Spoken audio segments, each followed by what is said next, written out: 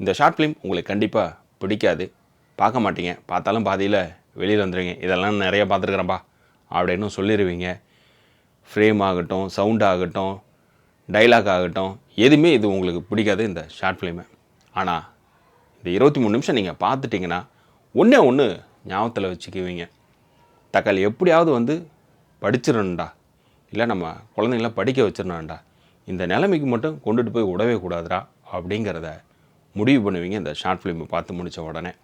ஏன்னா education is a must அப்படின்னு சொல்லியிருக்கேன். இந்த படம் எதுவுமே இல்லாமல் கல்வி அறிவு மட்டும் இருக்கக்கூடிய குழந்தைகள் எவ்வளோ தூரம் பாதிப்பு அடைஞ்சிட்ருக்கிறாங்க அப்படிங்கிறதும், அவங்களுடைய பொருளாதார பின்னணிங்கிறது எப்படி இருக்குது, அவங்க இன்னமும் வளர முடியாமல் வாழ்க்கையை ஓட்டிகிட்டு இருக்கிறதும் இந்த படம் சொல்லியிருக்கு.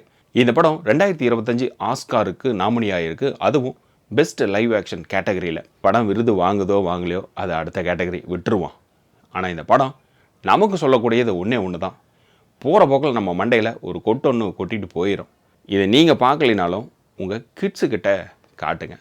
இதுதான் சொசைட்டியில் இந்த மாதிரி ஒரு கேட்டகரி இருக்காங்க அப்படின்னு. நாம் நல்லா இருக்கோம், ஓகே.